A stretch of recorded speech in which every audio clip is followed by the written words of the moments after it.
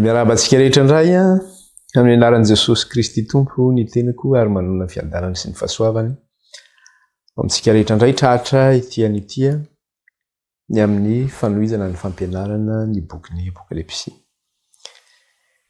Lesontsika farany moa dia teo amin'ny fiangonana Tiatira zany tsika no niresaka ary ny zavatra tsika hita tao anatin'izany dia niresaka tsika ny amin'ny resaka hoe indrindrandrindra amin'ny resaka hoe usurpation na resaka hoe fisandona, zany hoe misy fisandona zany amin'ny fiangonana Tiatira io zany. Ary teo amin'ilay sinina nataon'i Jesosy dia efa nasehon'i Kristy tsara zany satria ao Tiatira dia misy an'ilay hoe Andriamanitra Triminosy na antsoina ihany koa hoe Andriamanitry ny masoandro. Dia nampita aina zany zay tamin'ilay fiangonana Tiatira.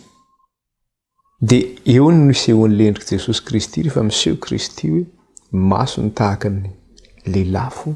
Izao no lazain'ilay zanak'Andriamanitra ozy izy izay manana maso tahaka ny lelafo ary manana tongotra tahaka ny varahana mangano hoany ozy izy. Inona ny sary asehon'izay fa ny sary asehon'ilay masoandro hoe iza zany ilay tena masoandro? Andriamanitra ny tena masoandro satria hoe masoandro sy ampinga Jehova Andriamanitra. Dia misy fisandona ary hitantsika tao anatin'izay satria nahoana?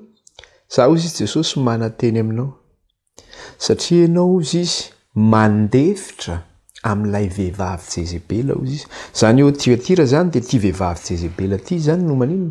Io zany no mibaiko ny fiangonana Tiatira, io no mitondra ny fiangonana Tiatira.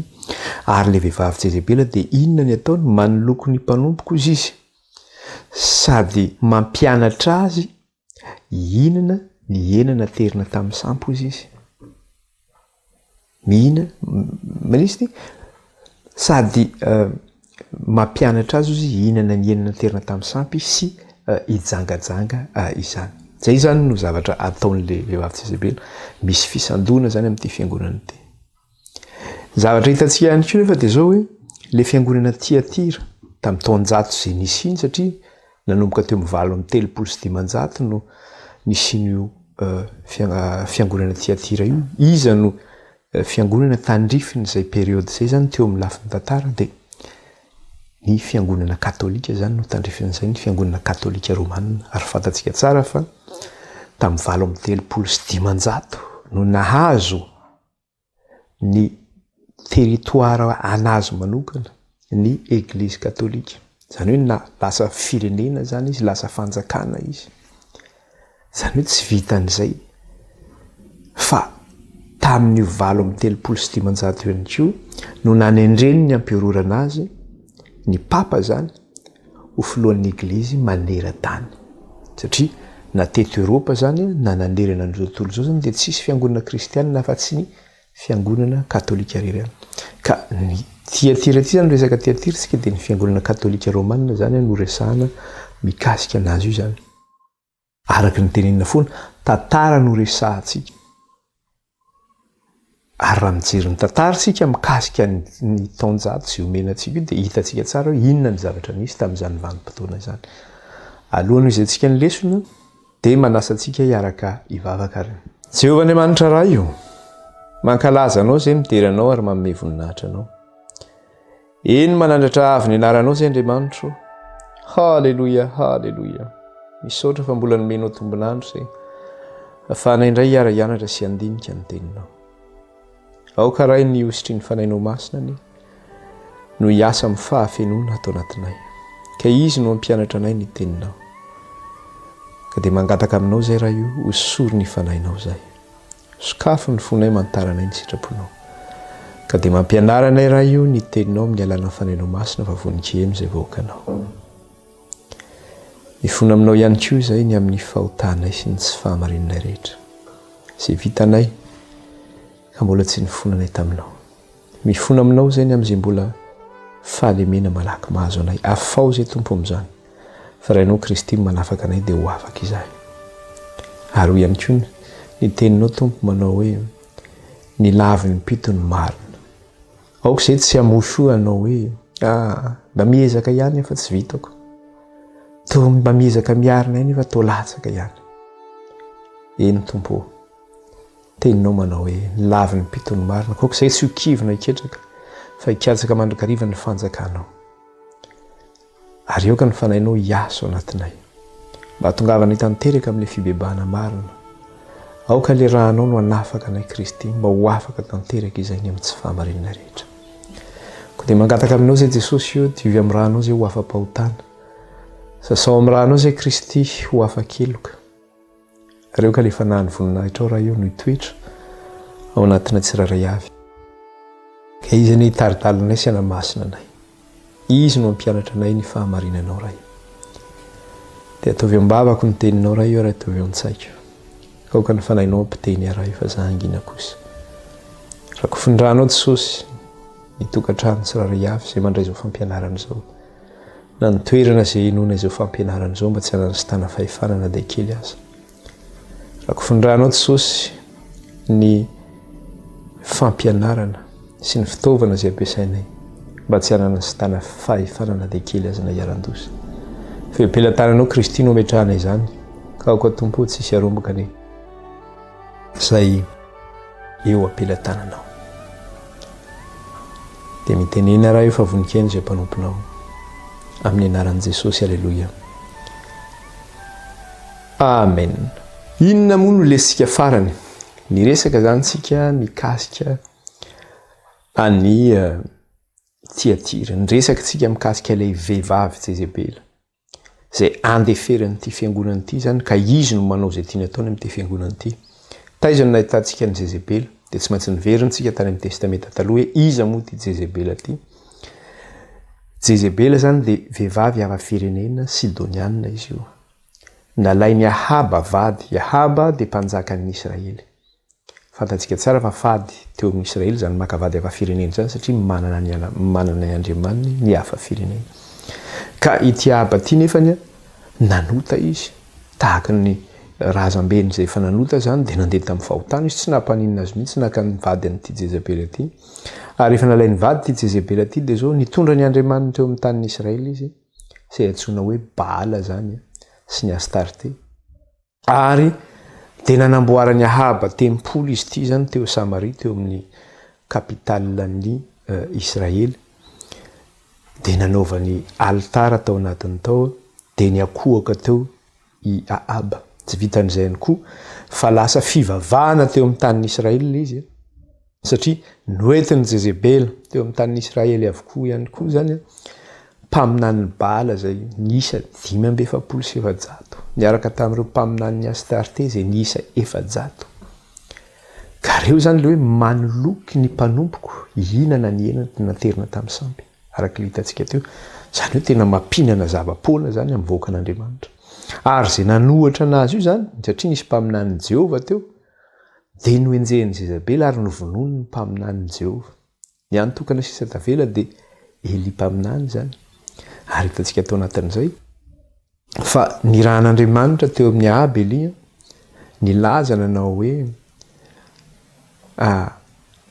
tsy hisy andony lanitra na ranon'orana ilatsako izy amin'ity taona ity izy raha tsy amin'ny teny piano izy zay ny nandrany Jehova azy dia rehefa tsisy orana nilatsaka nandritra ny 3 taona nienjehany rehefa tsisy orana nilatsaka ntsony zany dia nienjehany Ahaba zany i Eli tany amin'ny toerana zay naleny rehetra fa tsy hitany tany amin'ny firenena hafa tsy hitany fa nafenan'Andriamanitra Eli tonga ny fotoana zay tsy naintsy nionany Eli indray tamin'ny Ahaba satria ozy Andriamanitra andany ianao miona amin'ny Ahaba dana voroy ny zanak'Israely dia rehefa niona tamin'ny Ahaba Eli ary namory ireo zanak'Israely dia ny antony namorina ireo zanak'Israely sy Ahaba dia zao ny antony hoe amatarana hoe nanao defi zany Eli hoe iza no ten'Andriamanitra dia novoriana teo koa ireo mpaminan'ny Baala dia hoe manaova altara ary nanao altara Eli nanao altara ny mpaminan'ny Baala nasiana kitay teo ambonin'ny altara ary nasiana fanatitra dia hoe zay Andriamanitra mandatsaka afo avy any an-danitra eo no fatarana hoe iza no ten'Andriamanitra zay mantsy ny zavatra misy eto amin'ilay fiangonana Tiatira zavatra misy eto dia zao hoe misy usurpation zany io misy fisandohana zany io misy maka le toeran'Andriamanitra zany amin'ity fiangonana ity elo hoe mandefitra amin'ilay vehivavy Jezebela ka ny zavatra nisy de zao le tantarany tany amin'ny eli mihitsy zany de nampitovizina mihitsy any koa tamin'ity tantarany ty fiangonana ty atira ty satria noho zay nisy andriamanikafa zay naka le toeran'andriamanitra satria na ny altaran'i Jehova raha teo amin'ny tanin'Israely zany de noravana tamin'izany fotoana zany ka rehefa tonga io défi zay nataony Elia io zany mba hamantarana io izany ten'andriamanitra de le altaran'i Jehova efa ravy indray mbola naorina zany nametrahana ilay fandoroam-panatitra izany de samy nanao ny antsony Andriamanitra teo de ny antsony Andriamanitra ny Baala ny antsony Andriamanitra ihany koa ny Elia Baala ny mpaminany Baala 500 sy ny mpaminany Astarte de samy ny antsony Andriamanitra teo mba hampirehitra le fanatitra maraina matrapariva ny andro reo nanao teo tsisy zavatra nisy teo nitetika zareo nandatsatra tamin'ny lefina sy ny antsy tsisy ninona teo reraka teo izy ary no arabiny Elia ry zareo tamin'izany fotoana zany hoe aiza ngamba ny Andriamanitra reo sindritoro izy ngamba izy reniko izy ngamba mbola varindresaka izy ngamba sao de mbola lasa nanao voyage izy fa rehefa tonga ny fotoana ny fanatitra riva zany hoe fakaiky ho fatany masoandro de nanao ny fanatitra ny Elia rehefa nanao ny fanatitra n'iny Elia teo ambon'le kitay zany de nasiany Elia ny rarahana rano le kitay ary nasiany ady kely teo amban'le altara ny rarahana rano ihany koa zavatra mando zany tsy mirehitra zany fa rehefa nivavaka Elia de nivavaka nataony de zao hoe aoko ho fantatra an'io izy eo amin'ny Israely hoe enao no ten'Andriamanitra ary za no mpanomponao aoko ho fantatra an'io zany ozy izy nivavaka Elia tonga de nirotsaka ny hafa avy any an-danitra nandevina ny fanatitra ny kitay ny altara ny rano teo amin'ny ady kely ny vovoka teo amin'le tany nisy an'iny teo tsisy tsony eo le fanehoana le hoe iza ny ten'Andriamanitra nahitan'izay ny vahoaka de gaga teo izy izy nanao hoe Jehova no ten'Andriamanitra Jehova hoy izy ny ten'Andriamanitra vokatra n'izay zavatra zay de inona ny zavatra nataony Elia sambory reo mpaminany Baala reo izy de rehefa nisamborona le mpaminany Baala de naninona no égorgena izy ireo zany hoe nodidina ny tendany zany nalasatra zany ny tendany no izy de maty daholo reo mpaminany Baala 500 sy ny mpaminany Astarte ka inona moa ny antony amononan'izy ireo satria ireo mihitsy no tena mitondra fanafitohinana teo amin'ny Israely ireo mandrava ny tempolon'Andriamanitra mandrava ny altaran'Andriamanitra fivavahana amin'Andriamanitra ireo no mampianatra ny olona zay mampianatra ny olona zay ihinana ny henana terina tamin'ny sampy sy hijangajanga eo anatrehan'Andriamanitra ary io efa nitenen'Andriamanitra mihitsy araka ny resantsika farany nanao hoe rehefa hiditra any amin'ny tany Kanana ao izy ianareo satria ny tany Kanana manana ny Andriamanitra ny tany Kanana de zao aokanareo tsy hanao fifanekena aminy ozy izy fa zao poteo ny altarany ozy zany hoe ny fivavahany zany satria mivavaka amin'ny sampy ireo firenena reo de normal be raha naringana zany le mpaminany Baala teto vokatra n'izay zavatra zay nefa rehefa maty zany reto mpaminany Baala reto tonga saina le vahoaka hoe aitsika zany tena nanao zay tsy mety teo anatrehan'Andriamanitra ary ny antony hoe namonoany le vahoaka ny reto mpaminany reto any koa de midika zany hoe efa nanaiky izy hoe Jehova no Andriamanitra araka le teny teo hoe Jehova no Andriamanitra Jehova no Andriamanitra ary nankalaza izy ireo vokatra an'izay talohan'ny vanim-potoana io de zao tsy siorana nandritra ny 3 taona teo amin'ny tanin'ny Israely 3 taona sy tapany fa rehefa nanaiky ny vahoakan'Andriamanitra Jehova no Andriamanitra ary novonoana ireo mpaminany Baala de nasian'Andriamanitra tamin'ny alalan'ny Elia ihany nampirotsaka ny ranonorana indray izy satria Elia fa niteny teo anatrehan'ny Aba manao hoe tsisy andony lanitra eto na ranonorana ozy izy milatsaka ratsy amin'ny alalan'ny teniko ihany de ny zavatra nisy de zao vita ny famononan'ny reo mpaminany Baala sy ny Astarte teo de lasa Elia niakatra teny an-tenambohitra de nivavaka tamin'Andriamanitra izy nivavaka iny nanontany ny mpanompony izy ahoana izy ato amin'ny mpanjaka voalohany ato toko 7 mpanjaka voalohany toko 7 de vakitsika ny andininy Fanjaka voalohany toko fa 7 ny andin'ny faraiky amby 7 vakitsika. Vakitsika ny andin'ny raiky amby 7.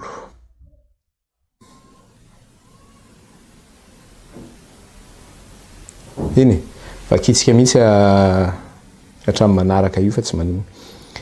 Aroa Eli tamin'ny Aba miakara mihinana sisotro fa misasasasa izato ny ranonorana be.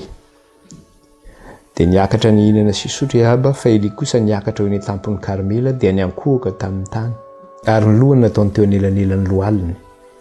Aroa izy tamin'ny zatoviny niakara kely ka tazany ny ranomasina.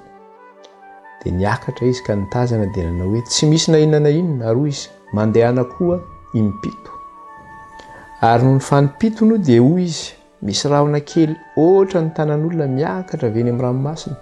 Dia hoy izy miakara ka lazao amin'ny Aba hoe amboariny ka lesinao ka midina fa andreo voasakany ranonorana ianao. Ary vetivety dia mainty ny rahona sy rivotra ny lanitra ka nisy ranonorana be ary Aba niakatra tamin'ny kalesiny ka nakany Jezreel. Ary ny tanan'i Jehova dia tao amin'ny Elia dia nisikina izy ka niazakazaka teo alohan'ny Aba mandra-pahatonga ny tany Jezreel. Eto zany ny zavatra nisy dia zao. Efa niakatra teo amin'ny tendrombohitra Karmely Aba dia nivavaka izy. Niankohaka izy. Dia nanontany ny mpanompony izy. Jereo izy eny amin'ny ranomasina ahoana? Fa misy rahona ve? Inona nitazanao iny? Da tsisy ninona. Ay.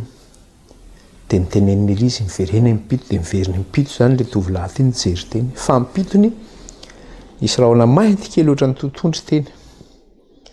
Dia nengeza. Dia hoy Elia, ho avy ny ranonorana. Dia nakeny amin'ny Ahaba izy andany ianao miakatra amin'ny kalesinao mandeha fa ho avy ny ranonorana hozy izy. Mbola tsy tapitra ny tenin'ny Elia rehefa tonga ny ranonorana be nirotsaka ny orana tamin'ny alalan'ny tenin'ny Elia. Dia ilay fivavahana ihany koa zany. Dia izay ilay amin'ny alalan'ny teniko eo zany ahafantarana ihany koa ilay hoe mpaminan'ny Jehova zany Elia. Ka vokatra ilay fialana. Eo zany zava-dehibe eo. Vokatra ilay fialana amin'ilay sampy izany. Vokatra ny fanesorana izay zavatra sampy izay. Dia inona? Fitahiana no narotsak'Andriamanitra satria izany orana zany ange fitahiana. Ahitany nisy teo amin'ny tanin'ny Israely nandritra ny 3 taona sy tapany. Fa ny zavatra nisy dia izao. Inona ny zavatra nisy? Rehefa nody tany amin'ny trano ny Ahaba zany amin'ny toeram-panjakana zany amin'ny trano ipetrahany zany misy an'ny vadiny, misy an'ny Jezabely. Dia inona ny zavatra nitenen'ny Ahaba toko 7:1. Dia nolazainy Ahaba tamin'ny Jezabela izay rehetra nataony Elia. Dia ninamonono ny mpaminany rehetra tamin'ny sabatra. Ary Jezabela naniraka olona tany amin'ny Elia ka nanao hoe ataon'ireo Andriamanitra amiko anie izany, eny mihoatra noho izany aza raha tsy ataoko toy ny aininy anankiray amin'ireny ny ainao raha maraina toy izao. Tezitra mafy zany Jezabela ny ainao an'izay. Dia ho ataon'Andriamanitra amiko anie izany raha tsy ho ataoko aminao ny aininy anankiray amin'ireny rehefa tra maraina hozy izy. Izany hoe maraina toy izao zany. Rehefa nahenao niny zany Elia, lasa izy nilefa. Namonjy ny tena izy amin'ny 7 tsoky izy. Ahoana no faty tsoky Elia rehefa nahenao an'izay zavatra ireny. Ka ny zavatra misy eto dia zao. Inona ny zavatra nisy? I Ahaba no mpanjakan'i Israely. Jezebela vadiny. Manao tatitra amin'ny vadiny izy. Dia ny vadiny no mandray fanapahan-kevitra hoe zao ny zavatra ho ataoko amin'iny. Izy mihitsy zany ny tena mifehin'i Israely. Izy no mifehin'ny fanjakana. Dia eo ny ahitanao izy ny tena mitondra eto. Jezebela ny tena mitondra. Izy ny tena manapaka eto. Fa nga i Ahaba rehefa niseho teo anatrehan'i Elia afaka nanao nainina izy fa Jezebela dia dana vonoiny. Fa i Jezebela mihitsy zany no mibaiko ny lohan'i Ahaba zany. Izy mihitsy no mitondra ny Israely. Izay ilay hoe mandefitra amin'ilay vehivavy Jezebela. Tahaka ny nandeferan'i Ahaba sy ny fanjakan'ny Israely zany tamin'ny Jezebela izay hafa firenena izay nitondra fampianaran-diso teo amin'ny vahoakan'Andriamanitra nampinana azy ireo ny enaterina tamin'ny sampy sy jangajanga dia tahaka izay koa no nandeferan'ity fiangonana Tiatira ity zany tamin'ilay vehivavy Jezebela izay mitondra le fahefana mitondra ty eglizy ity zany fahefana zay mitondra ty eglizy ity mampinana ny vahoakan'Andriamanitra mampianatra ny vahoakan'Andriamanitra inana ny enana terina tamin'ny sampy sy ijangajanga zay zany le izy dia raha ijery kely zany tsika amin'nao fampitana kely tsika amin'le nendriky Jezebela any amin'ny mpanjaka zay eo amin'ny fitondran'ny fanjakan'ny Israely zany sy ny endriky Jezebela eo anivon'ity fiangonana Tiatira ity zay andeferan'le fiangonana ka izy no mibaiko azy zany sy mitondra azy dia jerentsika ny zavatra misy inona ny zavatra nisy ny zavatra nisy dia zao hoe tamin'ny fotoanan'ny Tiatira dia ny zavatra nisy dia zao hoe ny fiangonana efa lasa inona lasa institution politika zany hoe efa lasa fahefam-panjakana zany izy lasa fahefana politika ihany koa izy tsy vitany hoe fahefana ara-pivavahana ihany izy fa lasa fahefana ihany koa ara-politika izy ary nanana endrika nanana endrika inona fanjakana zany zay zavatra nataon'izay zany satria izy mihitsy no tena nibaiko ary tamin'ny vanim-potoana zay nahazony an'izay hoe sady filoham-panjakana ny lehiben'ny eglizy sy ny filoham-pivavahana dia niondrika teo anatrehany daholy ny fahefam-panjakana rehetra zay nisy tamin'izany vanim-potoana zany manaiky azy daholy dia eto koa ny zavatra nisy anefany dia zao hoe ny zavatra nisy tamin'ny androny Jezabela dia inona ny zavatra nisy rehefa tonga teo koa Jezabela dia ny zavatra nisy dia zao niondrika teo anatrehany ny fitondram-panjakana nanaiky azy nanao zay tiany ataony teo dia zay ny zavatra nitranga tamin'ny fiangonana Tiatira teo amin'ny Tiatira ihany koa ny tanànan'ny Tiatira ny jerena inona ny fivavahana nisy teo amin'ny tanànan'ny Tiatira nisy an'ilay hoe Andriamanitra Tiriminôsy teo Andriamanitra tsampy zany izy io dia io Tiriminôsy io nefa le hoe Andriamanitra ny masoandro izy io raha miverantsika mijery koa any amin'ny Jezabela inona ny Andriamanitra Jezebela Baala no Andriamanitra Jezebela Baala nefa inona Andriamanitra masoandro any koa Baala dia io Baala io nefa noentin'ny Jezebela ahatonga ny Israely hijangajanga teo anatrehan'Andriamanitra sy nany enana terina sampysampy ary anadinoana izy ireo an'Andriamanitra ny zavatra misy amin'ny koa ny fiangonana Tiatira ity dia zao ny zavatra misy dia zao hoe mandefitra ilay amin'ilay vehivavy Jezebela ilay fiangonan'Andriamanitra izany hoe mitondra fivavahana hafa zany izy eo anatrehan'ny fiangonana kristianina ino ny fiangonana hoentiny io Andriamanitra masoandro io no hoentiny io mitondra mampinana ny vahoaka n'Andriamanitra mampianatra ny vahoakan'Andriamanitra izy ihinana ny enana terina tamin'ny sampy sy jangajanga lozange zany satria fampitahana amin'ilay tantara tany amin'ny mpanjaka zany dia ny zavatra misy zany teto amin'ny fiangonana dia zao hoe voavetaveta zany le fiangonana zay ny zavatra nisy tantara no jerentsika eto mianatra tantara tsika tsy izany no miteny an'izany fa Kristy no miteny an'izany verenantsika vakina kely le izy teo eo amin'ny Apokalipsy 2 teny andininy 20 inona ny zavatra teneniny eo mba tsy tenenako eto hoe sao dia lazaintsika hoe zany no miteny an'izany fa tsy zany no miteny an'izany kanefa manateny aminao satria mianao mandefitra amin'ilay vehivavy Jezebela izay milaza ny tena no mpamina ny vavy ka mampianatra sady manoloko ny mpanompoko hijangajanga sy hina ny enana terina tamin'ny sampy ianao mandefitra ozy izy zany eo amin'ity fiangonana ity zany misy an'io vehivavy Jezabela io misy an'io mpisandoka io zany atao amin'ity fiangonana ity maka le toeran'Andriamanitra inona ny ataon'le Jezabela atao amin'ity fiangonana ity milaza ny teny no mpamina ny vavy izy ka mampianatra sady manoloky ny mpanompoko hijangajanga sy hinana amin'ny enana terina tamin'ny samy zany fijangajangana zany ny fialana amin'Andriamanitra zany fijangajangana zany hoe sady ao amin'Andriamanitra zany ianao hoe ohatran'ny hoe sady manambady ato any makatsy azy zany de zay le fijangajangana. Ianao vadin'Andriamanitra nefa ianao lasa manambady hafa. Zay le izy. Ianao manambady nefa mandeha eny mivady hafa ianao. Zay le fijangajangana. De mihinana ny enana terina tamin'ny sampy efa nianarantsika teto. Ohatra ny zavatra nisy tao Pergamosy mihitsy le zavatra izy zany mbola mitohy zany le izy ato amin'ny mbola mitohy le izy ato amin'ny fiangonana Tiatira izany. Ino io zavatra io zany le resaka le hoe fijangajangana na hoe ny finanana ny enana terina tamin'ny sampy. De sady zay le izy hoe sady manompo an'Andriamanitra zany ianao ao amin'le fiangonana satria le fiangonana nge fiangonan'Andriamanitra. De zao hoe sady manompo an'Andriamanitra zany ianao no manompo sampy zany. Tsy zany miteny an'izany fa zay le izy teo. Mampianatra sy manoloky ny mpanompoka izy izy. Hijangajanga sy hihinana ny enana terina tamin'ny sampy. Zay ny ataon'le vehivavy Jezebela atao amin'le fiangonana. Tsy zany miteny an'izany fa Kristy no miteny an'izany. Sady mivavaka amin'Andriamanitra zany izy no manompo sampy zany izy.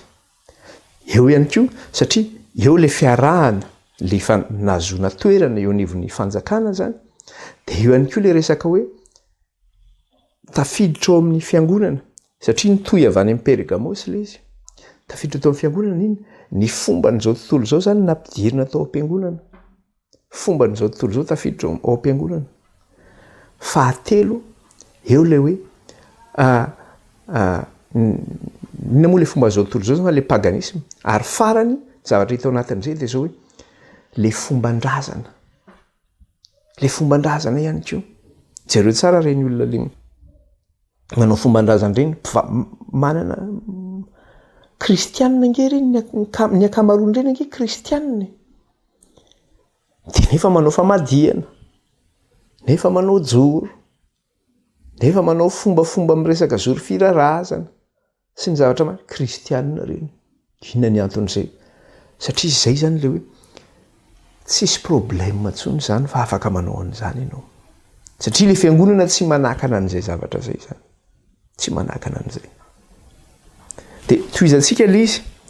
Inona ny zavatra nisy? Ny zavatra fantatsika zany teo satria hoe manao le fampitahantsika de inona ny rôle ny rôle-ny Jezebela. Ny rôle-ny Jezebela de zao hoe izy zany no naninona nisompatra ilay toeran'Andriamanitra zany teo amin'le fiangonana, teo amin'ny vahoaka an'Andriamanitra, teo amin'ny Israely. Izy mihitsy no manjaka zany. Misompatra le toeran'Andriamanitra izy. Satria izy mihitsy no mampianatra. Raha Andriamanitra zany no mampianatra ny vahoakany amin'ny alalan'ny lalàna sy ny didy sy ny fitsipika izay nomeny, no sorony izay zavatra izay ka napetrany ny fomba mpivavahana amin'ny Baala zany. Napetrany le fomba mpivavahana tamin'ny Baala. De ahoana izy ato amin'le Apokalipsy, eo amin'ny Apokalipsy ihany toko faharoatsika de ny 2:20 sy ny 7:20 de vakitsika kely fa misy zavatra horesahantsika eo mifandray amin'izay zavatra zay le hoe maka an'le toerana zany, maka an'le toeran'Andriamanitra. De hoy izy eo amin'ny 2:20 sy ny 7:20 ary izay maresaka mitandrina ny asako hatramin'ny farany de omeko fahefana amin'ny jentilisa ary andry azy amin'ny temby izy ka hanorotoro azy toy ny fanorotony vilany tany de arak'izay efa niraisiko tamin'ny raiko. Arak'izay efa niraisiko tamin'ny raiko. Iza zany no fanontaniana mipetraka de ty iza no tompon'ny fahefana ary iza no tompon'ny fanapahana. De raha mamaky an'io teny io tsika de hitatsika tsara izy fa Andriamanitra no tompon'ny fanapahana sy Kristy no tompon'ny fanapahana ary Andriamanitra sy Kristy no manome an'izay fanapahana zay sy fahefana zay amin'izay tia nomenana zay ihany koa.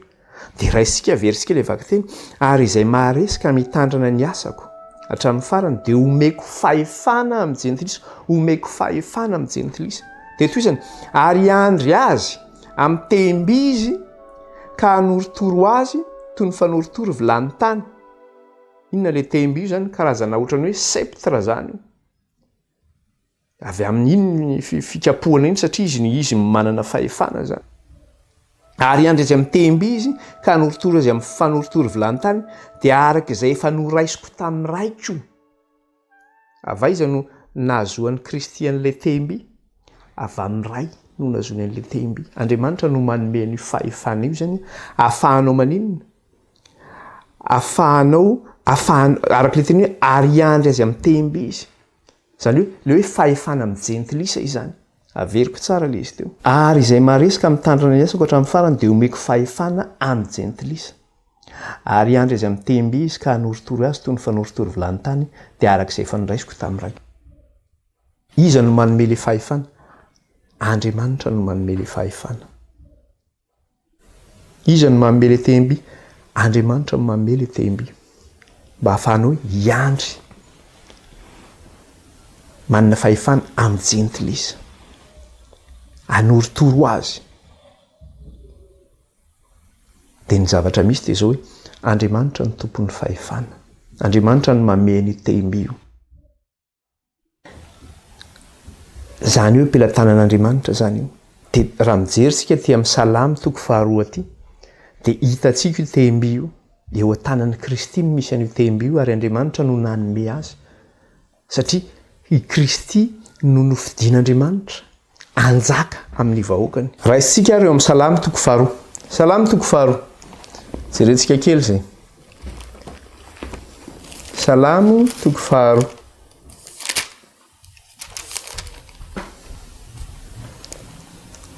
Salamo 2:2 dia vakiantsika ny 9 sy ny 9. Jerentsika kely ange. Eo mantsy ilay ahitantsika hoe iza no manome le fahefana zany? Andriamanitra no manome le fahefana. Mangatamiko dia omeko lovanao ny jentilisa. Ary ny farany tany no fanananao. Ho torotoroanao amin'ny temby izy toy ny famaky vilany tany no amotsamotsahanao azy. Mangatamiko izy dia omeko lovanao ny jentilisa. Dia aloha omeko anao ny fahefana zany. Dia eo amin'ny 9:5 ho torotoroanao amin'ny temby izy toy ny famaky vilany tany no amotsamotsahanao azy. Ho torotoroanao amin'ny temby izy, amin'ny temby no iandrasanao azy. Dia io le vaky teny hitantsika teo tamin'ilay 2:2 hoe izay mahareso izy. Verenantsika kely le izy teo mba ahafahantsika mazava le izy tsara. 2:2 ny 5:20 sy ny 7:20. Verenantsika kely le izy. 2:2 5:20 sy ny 7:20 dia ahoana izy? Ary izay maharesy ka mitandrana ny asako hatramin'ny farany dia omeko fahefana amin'ny jentilisa. Zany hoe Kristy zany manome an'io fahefana io ihany koa. Satria na hoe ary andry amin'ny temby izy ka hanorotoro azy toy ny fanorotoro vilany tany dia arak'izay efa noraisiko tamin'ny raiko. Satria eo le hitantsika tany amin'ny Salamy teo iza no manome an'io temby io? Andriamanitra no manome dia Kristy koa nandray an'io temby io zany. Dia arak'izay efa noraisiko tamin'ny raiko. Iza zany ny tompon'io temby io ary iza ny tompon'ny fahefana io? Andriamanitra ray ny tompon'io fahefana io. Dia nomeny an'i Kristy io. Dia ho an'izay maresy ihany koa dia Kristy koa manome izany an'ny mpanompony. Fa eto nefany misy maka le fahefana io. Misy misopatra io fahefana io. Tsy nomena anazy io fahefana io fa nosparana io fahefana io. Ka eo zany nahitanao azy io ty fahefan'i Jezebela ity zany dia zao nosoparany tamin'Andriamanitra io. Nisandohany tamin'Andriamanitra io fa tsy anazy io. Dia amin'ity vanim-potoanan'ny Eglizy Tiatira ity zany dia zao fotoanan'ny fisoparana ny fahefan'Andriamanitra. Zay le vanim-potoanan'ny Tiatira. Fotoanan'ny fisoparana ny fahefan'Andriamanitra. Na fakana ankery ny fahefan'Andriamanitra zany. Misy fisandohana zany io. Fisandohana maka le fahefan'Andriamanitra. Dia raha mijery an'izany tsika dia zao mafy izany fiampangana izany. mafy izany fiampangana izany. Jesosy no manao an'io. Jesosy no efa milaza sady izy amin'ny teny fampidirana hoe zany zanak'Andriamanitra. Zay manana maso tahaka ny lelafo ary manana tongotra tahaka ny varahana mangano ano. Ilazany hoe iza no ten'Andriamanitra. Ka eto ny enjana zany mafy io fiampangana io zany. Ny filazana hoe le fahefan'ny Jezebela izay eto amin'ity fiangonana ity mitondra ty fiangonana ity dia misopatra ny fahefan'Andriamanitra. Ka amin'ny fotoana ny Tiatira zany dia zao hoe fotoana ny fisoparana ny fahefan'Andriamanitra. Fotoana izay isandohana ny fahefan'Andriamanitra. Izany zavatra zany nefa dia zao mahakasika an'iza zany zavatra zany, mahakasika ny eglizy rehetra izany zavatra izany. Tsy Tiatira irery ihany resahana satria nahoana? Raha vao miresaka foana tsika dia inona ny zavatra resahana? Raha miresaka tsika atao amin'ny 7:20 zao dia ahoana izy toko 2:7. Dia inona ny zavatra resahana eo? Vakitsika izy 7:20. Ary vonoka amin'ny fahafatesana ny zanany ary ny fiangonana rehetra ahalala fa izao no mandinika ny vo sy ny fo. Ahoana izy? Ary ny fiangonana rehetra ahalala fa izao no mandinika ny vo sy ny fo. Zany hoe ty afatra ity zany tsy natao an'ny Tiatira rehetra ity, fa natao an'ny fiangonana rehetra ity. Ny fiangonana rehetra dia ahalala ozy izy. Ka ny zavatra nitranga zany teto amin'ity fiangonana Tiatira ity dia zao mahakasika ny fiangonana rehetra zany io. Satria ity fisoparana an'Andriamanitra ity dia mety mahazo ny fiangonana rehetra io fa tsy hoe fiangonana Tiatira ihany no mety tratra n'io fisoparana an'Andriamanitra io. Ary izay mitondra ny fiangonana dia tratran'izay inona mety ho tratran'izay fankam-panahy izay avokoa izy. Satria eto iza moa ny fahefana mitondra n'ity fiangonana ity nge io le lazaina hoe Jezebely. Io le misandoka an'le fahefan'Andriamanitra sy misopatra le fahefan'Andriamanitra. Ka ny mpitondra fivavahana rehetra zany na ny fahefana mitondra ny fiangonana rehetra dia zao mety ho tratra n'io fakam-panahy io daholo zany. Dia horaisia kely le izy. Ny zavatra misy dia zao misy vaky teny kely ity zany amin'ny mpanoratra anankiray izy ity dia vaky kely amintsika eto. Il arrive souvent que les témoins de Dieu oublient et pour finir remplace l'objet de son témoignage par lui-même. Zany ozy izy dia matetika tonga zany zavatra zany manao hoe ny vavolombelon'Andriamanitra zay milaza ny tenany fa mpanompon'Andriamanitra izy, na pastera io, na pretra io, na missionnaire io, na evangeliste io, ny mpitondra fiangonana zany, ny fahefana mitondra fiangonana dia zao tonga matetika izany hoe manadino izy. Manadino an'izy? Manadino hoe iza moa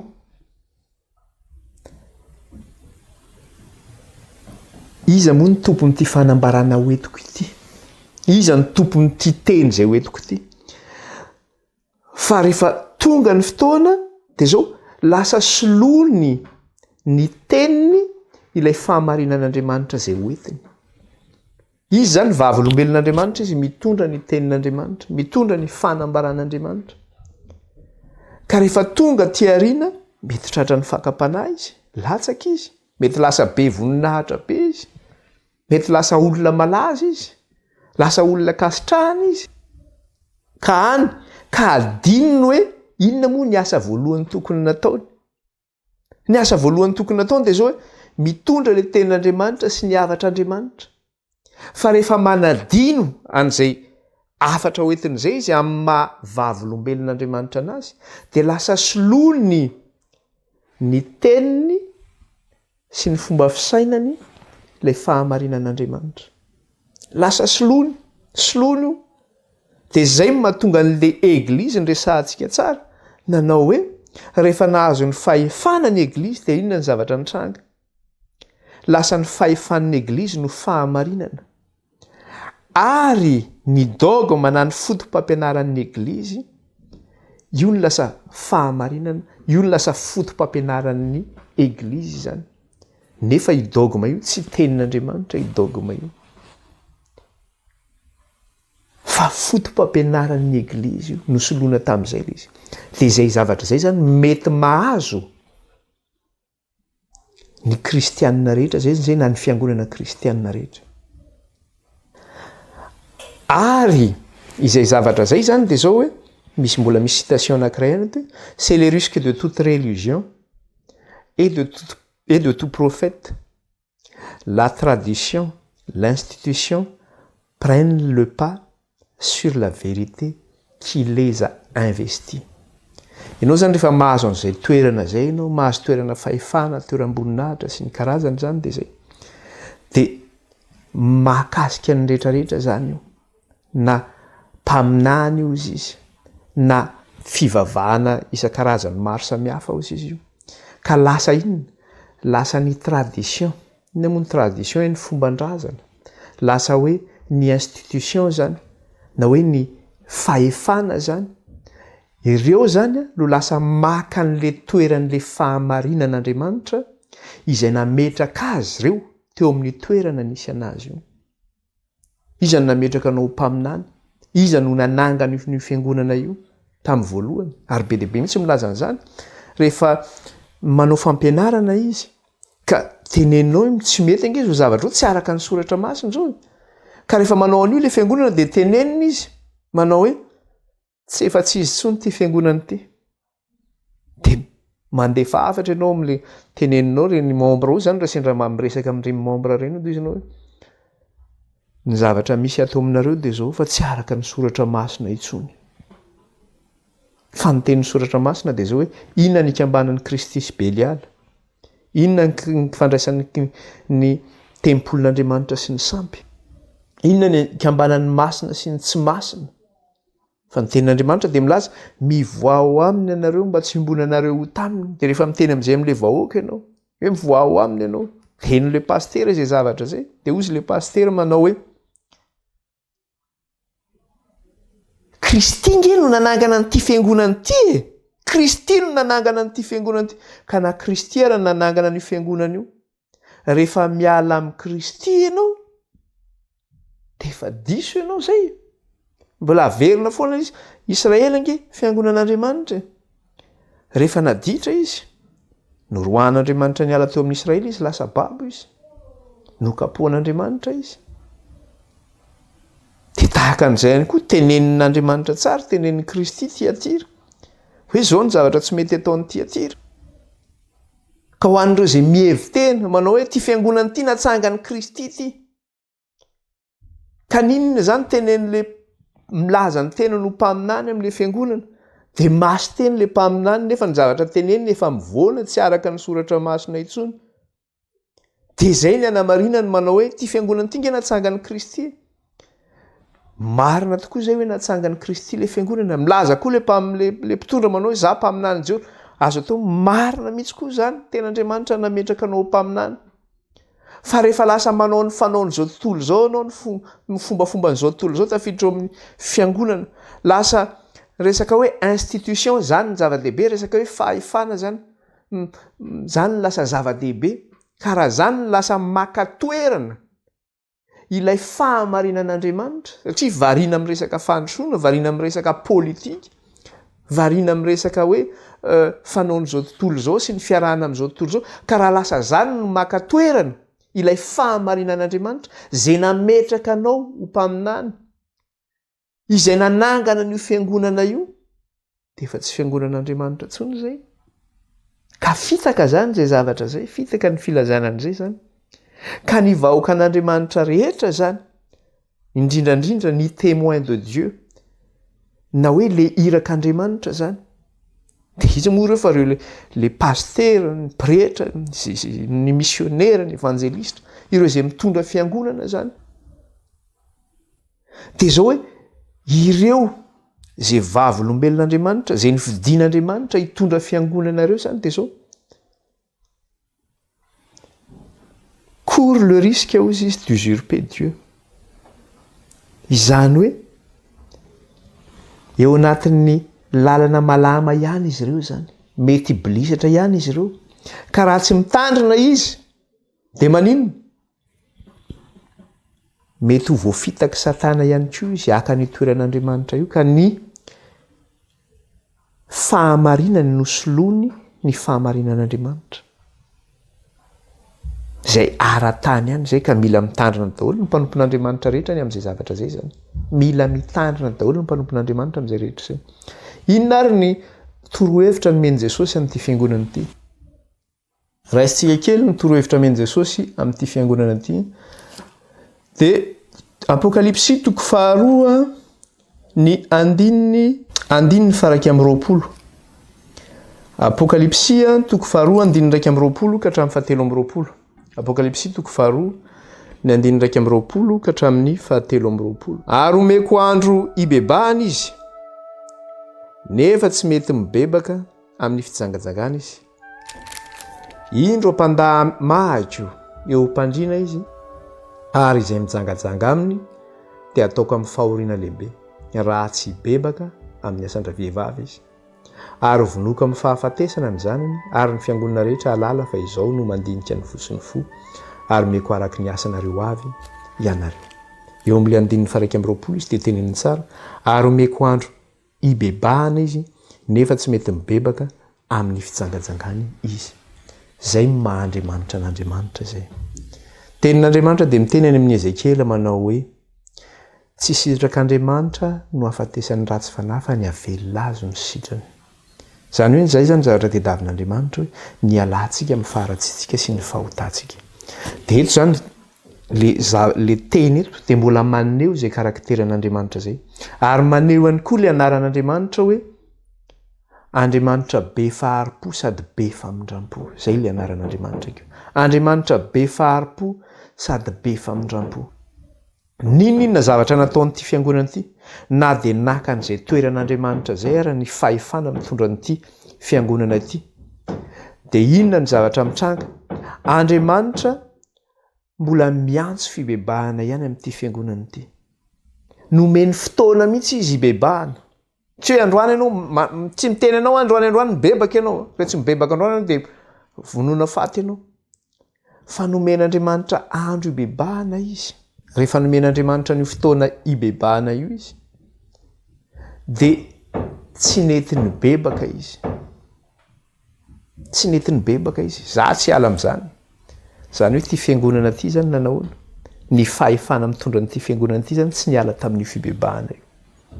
Zay ny zavatra misy eto, tsy niala izy. Nomen'Andriamanitra fotoana ibebahana izy fa tsy niala izy. Za tsy ibebaka zany. Dia tsy niala, zany izy zany tsy nibebaka zany izy. Dia nyresahana eto iny, ny fahefana mitondra ny fiangonana no resahana eto. Zay zany zay no resahantsika eto. Tsy nety izy. Nandefitra foana zany izy amin'ilay vehivavy Jezebela fa tsy niala tamin'izay zany izy. Ty fiangonana ity zany dia zao hoe nandefitra amin'ny vehivavy Jezebela, tsy niala tamin'izay izy, tsy nibebaka izy. Nety taminy zany zay toerana zay. Satria izy zay no miteneniny teo fa tsy izany no miteneniny zany. Koa dia mibebah, azafady, andininy faraky amin'ny 20, ary nomeko andro ibebahana izy, nefa tsy mety mibebaka amin'ny fitsangajangana. Tsy nety niala tamin'io izy. Dia inona ny zavatra resahana eo amin'ny andininy 2 eo? Zao no teneniny, indro no zay izy tsy mety mibebaka zay, indro ampandamahako eo ampandriana izy, ary izay mijangajanga aminy dia ataoko amin'ny fahoriana lehibe. Zany hoe le vehivavy Jezebela zany io, ampandamahako eo ampandriana hozy izy, ary izay mijangajanga aminy dia inona? Ataoko amin'ny fahoriana lehibe. Ho an'ireo zany je maninona? Manaiky ny fampianaran'i Jezebela. Ho an'ireo izay mijangajanga aminy, ho an'ireo izay mihinana ny hena naterina tamin'ny sampy, dia izao inona ny zavatra hitranga? Ataoko amin'ny fahoriana lehibe hozy izy Andriamanitra. Ho avy zany fotoana io. Ho ataoko amin'ny fahoriana lehibe izy. Na dia mbola eo ary zay dia mbola averin'Andriamanitra ihany le fibebahana. raha tsy bebaka amin'ny asandra vehivavy izy. Mbola manantena ihany zany Andriamanitra manantena foana. Zao zany mbola fotoana foana zao fanantenana. Andriamanitra nge mbola manome antsika. Zao zany na am'izao tsika miteny zao ary zany de zao hoe mbola manome fotoana ibebahana Andriamanitra. Fa rehefa tonga io fotoana io manao hoe ary izay mijangajanga aminy dia ataoko amin'ny fahoriana lehibe hozy izy. Donc zany mbola fotoana zany zao ry vahoakan'Andriamanitra. Ao atiatira mibeba ianareo. Fa manino ataoko amin'ny fahoriana lehibe ianareo izy rehefa tsy mibebaka. 9:20 dia inona ny zavatra teneniny eo? Ary hovonoko amin'ny fahafatesana ny zanany ary ny fiangonana rehetra ahalala fa izao no mandinika ny vosiny fo ary meko araka ny asanareo avy ianareo rehetra. Io moa le zavatra efa nitohizantsika teo, le hoe mifahoriana lehibe dia mitola izy hoe ary hovonoko amin'ny fahafatesana ny zanany ary ny fiangonana rehetra ahalala fa izao no mandinika ny vosiny fo ary meko araka ny asanareo avy ianareo rehetra. Andriamanitra mandinika ny vosiny fo. Fantatra Andriamanitra ny zavatra misy rehetra. Manambara amintsika izy zao ny zavatra tsy mety. Ho tsaraiko araka ny asany avy ianareo izy. Andriamanitra zany tsy mba manavakavaka. Hoe ty fiangonana ty ohatr' zao, ty fiangonana ty ohatr' zao. Rehefa misy marina amin'ilay fiangonana akasitrahan'Andriamanitra. Rehefa misy tsy mety, teny fananarana, teny levolevy, teny mafy ny tenenana an'ilay fiangonana. Manome torohevitra ihany koa izy fibebahana sy alana amin'izay toerana zay. Fa rehefa tsy mety ianao, dia inona? Ho tsaraina araka ny asany avy ianareo. Zay zany. Ho tsaraina ianareo. Tsy inona moa zavatra azonao atao amin'izany? Tsisy zavatra azonao atao intsony ange zany. Ary zany zavatra zany dia miverina foana ilay izy manao hoe ho an'ny fiangonana rehetra no hanambarana an'izany. Ny afatra izay omenan'ny fiangonana Tiatira dia ho an'ny fiangonana rehetra. Ny afatra ho an'ireo fiangonana 7 ireo dia amin'ny fiangonana rehetra no hitondrana an'ireo afatra ireo. Tsy natokana ihany ho an'ny Tiatira ilay izy. Fa zao rehefa tsy mibebaka zany tsika dia ho tsarain'Andriamanitra araka ny asantsika avokoa tsika rehetra. Izay ny teny, izay ny vitantsika indray tamin'ity anio ity, dia tsy maintsy hisaraka indray tsika. Tohizantsika amin'ny heriny izay fampianarana izay indray ary. Hiaraka hivavaka tsika ary. Hivavaka tsika. Sotro ny Tompo. Jehovah Andriamanitra ny maro, mankalaza anao izay mideranao ary manome voninahitra anao. Misaotra raha mbola afaka nanohy ny fianarana ny teninao izahay. Mafy Tompo izany fiampangana zany mikasika an'ity fiangonana ity satria maka ny toeranao ny fahefana izay mitondra ity fiangonana ity. Ary misompatra ny fahefanao. Andriamanitra,